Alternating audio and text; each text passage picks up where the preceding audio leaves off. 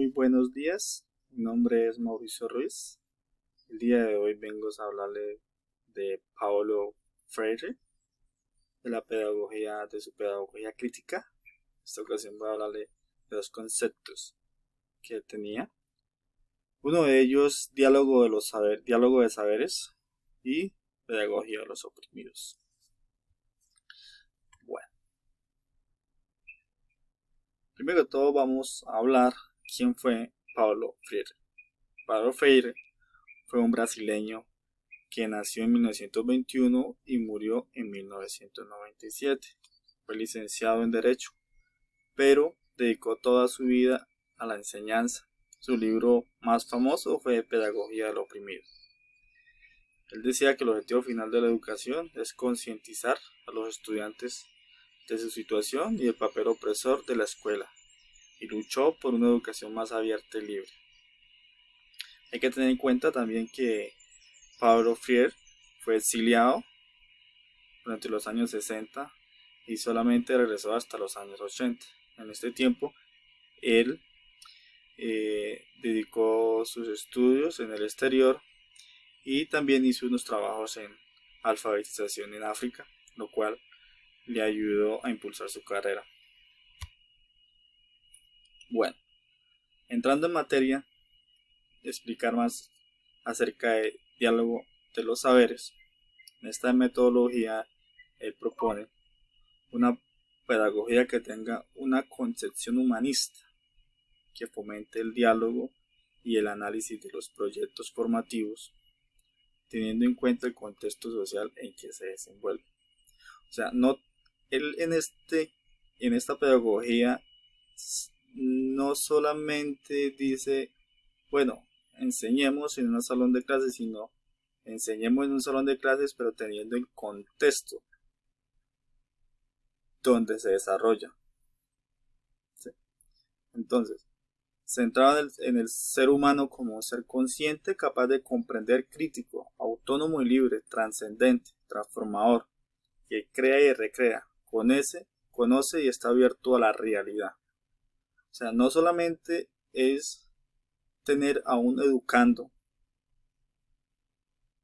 en su salón de clases, sino que tener un educando que pueda compartir sus ideas, pueda ser autocrítico y tener la certeza cuando él vaya a compartir sus ideas, se le van a respetar, van a ser oídas por el educador. Esta es la metodología propuesta por Paulo Freire en el diálogo de los saberes.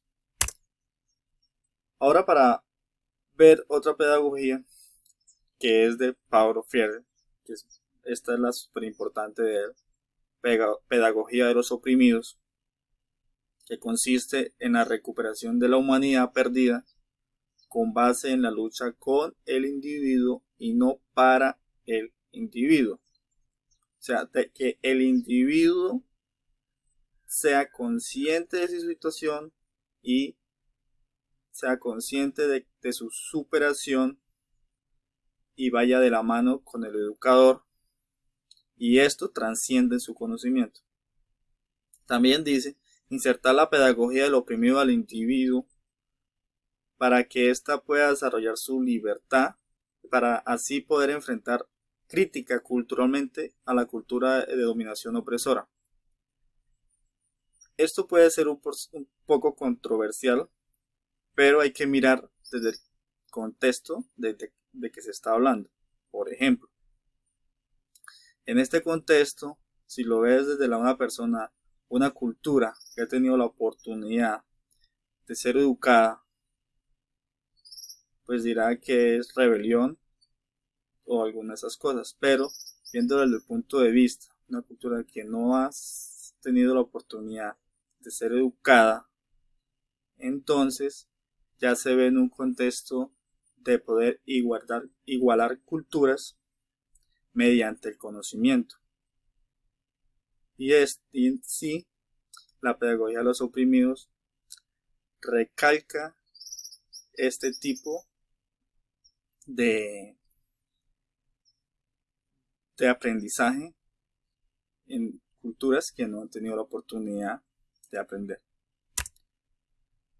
Bueno, el rol del maestro. Entonces aquí el rol del maestro se define como ese líder transformador que fomenta el diálogo en su aula de clase. Esto conlleva a afrontar los problemas y solucionarlos con una manera participativa. Quiere decir que el maestro es un punto clave dentro de la adquisición del conocimiento, ya que abre las puertas de participación en su aula de clases, permite que el estudiante sea autocrítico, pueda expresar sus ideas y también dirige sus acciones y reflexiones a mostrar la exclusión educativa y cultural de las minorías presentes en el proceso formativo. O sea, hace una inclusión de todas las culturas y recalca la exclusión educativa a las minorías presentes. Esto es súper importante en esta pedagogía. Rol del estudiante.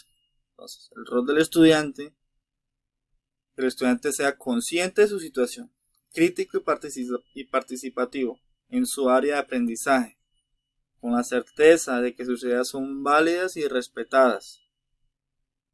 Lo otro es que el estudiante descubra su mundo como condición de superación. ¿Qué quiere decir? De que el estudiante se dé cuenta que a través de descubriendo su comunidad, donde trabaja, donde vive, se ve como una condición de superación para el mundo. Es muy importante. Y sea crítico, participativo. Esto es muy importante en el rol del estudiante. Bueno, en general, las estrategias a emplear en esta pedagogía crítica son diseñar proyectos formativos que permitan que la escuela se centre en crear un espacio cultural con la autotransformación del educando, centrando el objetivo de crear sociedades más justas. Aquí, en esta pedagogía, nos centramos en el educando, en la autotransformación, no como el educador que se sienta en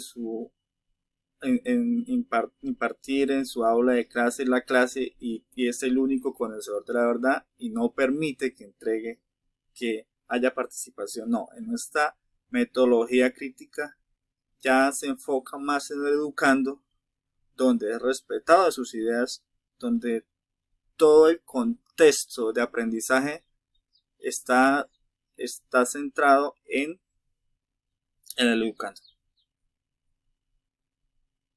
La otra estrategia a emplear es capacitar al profesor como un intelectual crítico reflexivo. Esto es muy importante porque todo parte del educador. Entonces, como un transformador con habilidades pedagógicas, políticas, que no se enfoque solo en impartir conocimiento, sino que se enfoque en la realización personal del educando. Entonces se comprometa con el educando a solucionar los problemas que se presenten en su aula de clases de una forma participativa, de una forma integral. Bueno, muchas gracias. Esta es mi presentación. Espero que nos veamos una próxima